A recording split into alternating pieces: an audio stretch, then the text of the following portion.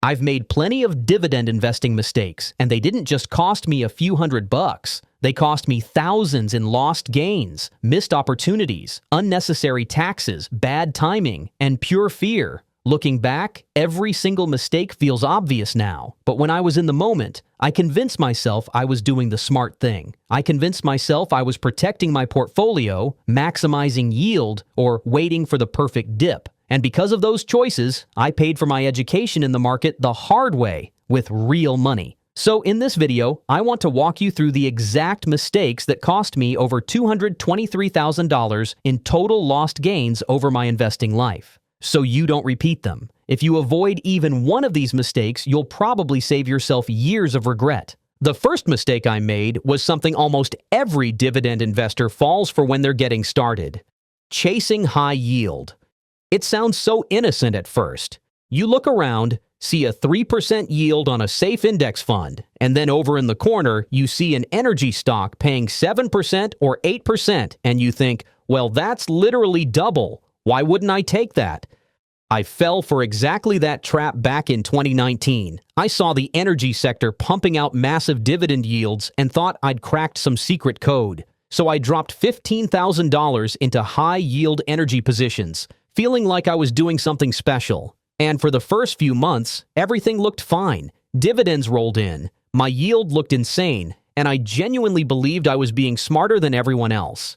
But then reality introduced itself. Within 18 months, oil prices collapsed. Those amazing yields I was bragging about were suddenly slashed by 40%. My share prices tanked by 30%. And that $15,000 position turned into a painful $8,400 loss. And that's not counting the dividends I lost out on in the future. What I learned from that is something experienced dividend investors already know. High yield often means high risk. A high yield isn't a gift. It's the market screaming, "Please don't buy this. Something's wrong." Companies don't give 7 to 8% yields because they love you. They give them because their stock price collapsed or their payout ratio is dangerously high. Today, I won't even look at anything with a yield above 5% unless I thoroughly check its payout ratio. SCHD, with its 3.8% historical yield, has outperformed every single high-yield play I bought. And I wish someone had told me that chasing yield is basically chasing disaster. My second mistake was thinking I was diversified when I absolutely wasn't. Back in 2018, I built a portfolio I thought was bulletproof, but when I looked closer, I realized half my positions, literally 50%, were in the financial sector: banks, REITs, mortgage lenders. I was basically running a one-sector hedge fund without realizing it. And the problem with concentration is you never notice it during good times. Everything looks stable and profitable. But then March 2020 hit, markets crashed, pandemic panic kicked in, and banks were among the first sectors to get hammered. My portfolio dropped 35% while the market fell 34%, which doesn't sound like a huge difference, but here's the painful part. Diversified investors recovered way faster. SCHD holders recovered months earlier because of their balanced exposure across multiple sectors. But me? My portfolio was a one-legged stool trying to stand upright in an earthquake. Watching your entire net worth collapse because of a single sector is an education you only need once. Today, I maintain exposure to 10-plus sectors, with no sector allowed to be more than 20% of the portfolio. Diversification isn't exciting, but it's the best insurance policy you can buy with no monthly premium. The third mistake I made cost me more than any bad stock pick ever could: holding too much cash out of fear. In 2009, the market crashed nearly 50%. This was the buying opportunity of a lifetime, and I had $20,000 sitting in cash. But instead of plunging into the market, I kept telling myself, what if it falls another 10%? So I only invested $5,000, keeping the remaining $15,000 parked just in case. And that decision alone, doing nothing, cost me more than $50,000 in missed gains between 2009 and 2014. If I had deployed the full $20,000 at the bottom, it would have grown into more than $100,000 within 5 years. But fear won. This mistake taught me something crucial. Holding 15 to 20% cash because you're waiting for a perfect crash is just gambling in reverse. You're betting against the market's long-term tendency to rise.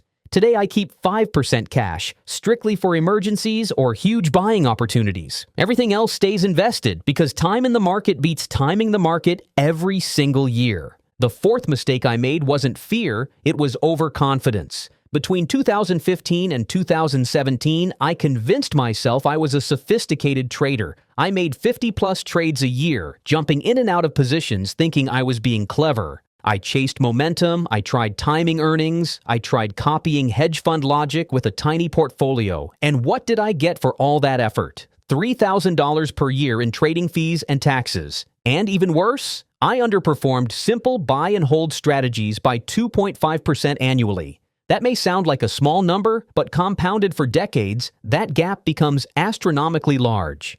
Eventually, I learned the lesson I should have known from the start. Trading is the enemy of long-term dividend wealth. Every sale resets your compounding. Every switch kills your dividend growth. Today, I make no more than 4 trades per year, strictly for rebalancing. Everything else compounds untouched. The fifth mistake was one I didn't even realize was hurting me until years later, not using tax-advantaged accounts. For my first 5 years of dividend investing, every single investment I made went into a taxable account. I didn't know any better. I treated my taxable account like it was the only option available. Meanwhile, my dividends were adding up, $50,000 over those years. And because I held them in a taxable account, I ended up paying $12,000 in taxes on dividend income alone. But here's the worst part. If I had used a Roth IRA and maxed it out with $7,000 per year, plus contributed to my 401k at $23,500 per year, those dividends would have been completely tax-free. Instead of paying $12,000 in taxes, that money could have stayed in my portfolio. And over 10 years, that $12,000 could have turned into $35,000 plus through compounding. Taxes are one of the biggest silent killers of dividend growth, and I didn't understand that until I'd already lost tens of thousands to IRS checks I could have avoided entirely. The sixth mistake I made, a bonus mistake, still hurts to talk about. I sold one of the greatest companies of all time because I thought it had become too expensive. I owned Apple when it was trading around $80 in 2011. They were paying a small dividend, and I liked the company. But I listened to analysts who said the valuation was stretched, the run-up was over, and the stock needed a correction. So I sold. And today, that same stock trades above $240, with massive dividend growth and multiple splits since then. If I had simply held my original position, it would have ballooned into more than 3 times its value. And that doesn't even include reinvested dividends. In total, I missed out on more than $150,000 worth of gains. This mistake taught me something I'll never forget. Never sell world-class companies just because they look expensive. Quality companies stay expensive because they keep outperforming. You sell mistakes, not winners. The seventh and final mistake I made was the simplest. I started too late. I didn't begin dividend investing until I was 28 years old. If I had started at age 21, even with small contributions, the difference by age 50 would have been over $150,000 in additional wealth. That's the magic of compounding. The earlier you start, the easier the game becomes. Time is your biggest asset, and you don't need thousands to start. Even $100 a month at 21 can become life-changing at 50. But waiting for the perfect income, perfect market conditions, or perfect setup is how you miss the single biggest advantage the market gives you. And even after learning all of these lessons the hard way, the truth is that dividend investing continues teaching you things every single year. Your portfolio is like a mirror. It constantly reflects your discipline, your fears, your impatience, and your emotional reactions to money.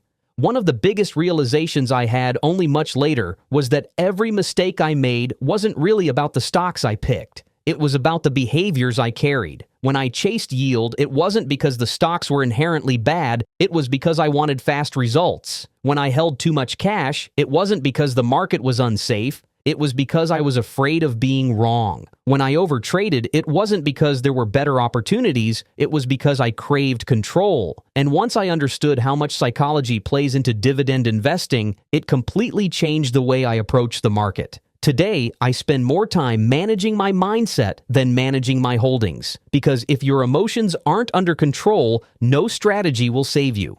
Another thing I learned later in my journey is that dividend investing is not about perfection. It's about systems. If you build a system that naturally filters out errors, you don't need to constantly be on alert. For example, I created a simple checklist: low payout ratio, consistent earnings, long dividend history, reasonable valuation, stable debt levels, and sector balance. If a stock fails 2 items on my checklist, I don't buy it. Simple. No overthinking. No second guessing. This system alone has saved me from buying into flashy, unstable companies that looked tempting at the moment. The irony is that the more rules I created, the less emotional the process became. It's like making the decision once and then letting the rules execute the decision for the rest of your life. I wish I had built this structure earlier, because most of my losses happened in moments of impulsive decision-making. Without a system, the market will always control you. With one, you control the market. One of the most powerful lessons I learned was how heavily long-term success depends on dividend growth rather than dividend yield. In my early years, I cared only about how big the yield number was on the screen. But later, I realized something most beginners overlook. A 2% yield growing at 10% per year becomes far more valuable than a stagnant 6% yield that stays flat forever. Dividend growth is the engine behind real long-term compounding. The companies that can raise dividends for 10, 20, or 30 consecutive years are the same companies that survive recessions, inflationary periods, and economic shocks. They grow earnings, increase dividends, and reward patient investors. Meanwhile, the high-yield stocks I chased early on either cut their dividends or wiped out capital. Had I focused on dividend growth from the beginning, I would have built a far more powerful portfolio. This realization taught me that wealth doesn't come from chasing the biggest number today. It comes from planting seeds that grow every year without you doing anything. As my dividend journey continued, I also learned the importance of keeping my strategy boring, because boring investments build wealth. In the beginning, I always wanted something exciting. New IPOs, high-yield REITs, trendy sectors. I thought excitement equaled opportunity. But excitement usually means volatility. And volatility often results in panic. The stocks that quietly grow earnings year after year, raise dividends every year, and remain stable during recessions are the ones that make you wealthy. These aren't the stocks people brag about at dinner parties. They're not glamorous or dramatic, but they compound reliably, and reliability beats excitement every time. This shift in my mindset, choosing boring excellence over exciting uncertainty, was one of the most profitable mental rewrites I've ever had. I also eventually understood that your dividend portfolio doesn't need to be big to be meaningful. Even tiny portfolios, when built intelligently, can grow into life-changing assets. I used to think I needed large sums to get started, and as a result, I delayed investing at times. But the truth is that starting small is infinitely better than waiting. Even $50 a week grows over time. Even $100 a month compounds. The important part is momentum. The earlier you start, the earlier your dividends begin working for you. And once they start working, they never stop. If I had invested even small amounts consistently in my early 20s, my portfolio today would look entirely different. The biggest regret of almost every older dividend investor is that they didn't begin sooner. As I got more experienced, I learned one more thing. Dividend investing isn't about predicting the future. It's about preparing for it. You cannot control recessions, bear markets, interest rates, inflation, or geopolitical events. But what you can control is your asset allocation, your risk tolerance, your contributions, your emotional discipline, and the quality of the companies you choose to own. Wealth isn't built by predicting what's coming next. It's built by preparing for everything that could happen. Diversification, cash allocation, consistent investing, and quality stock selection don't guarantee you'll never experience losses. They guarantee you'll recover from them. All of these lessons, mistakes, corrections, improvements, and realizations have turned me into a much more disciplined dividend investor. And the message I want you to take from this is simple. You don't need to be perfect. You just need to avoid the major mistakes and stick to a long-term plan that prioritizes consistency over excitement. If you do that, your future self will thank you for decades. When I add all these mistakes together, the $8,400 chasing yield, the $50,000 missed because of cash hoarding, the $12,000 lost to unnecessary taxes, the $3,000 in trading costs, and the $150,000 I missed by selling winners early, the total cost of my education was more than $223,400. Painful? Yes. But is it worth it? Absolutely, because I'll never repeat these mistakes again. Today, I follow 7 rules that protect me from myself. I only buy dividend stocks with yields under 6% and payout ratios under 70%. I diversify across at least 10 sectors with no sector over 20%. I keep exactly 5% cash, nothing more. I trade only 4 times a year. I max my tax-advantaged accounts every year. I hold winners forever and sell mistakes early. And most importantly, I invest consistently regardless of market conditions because starting now always beats waiting. These are the lessons that cost me the most money, but they're also the lessons that built my investing discipline. If you're just starting out, avoid these mistakes, and you'll already be decades ahead of where I started.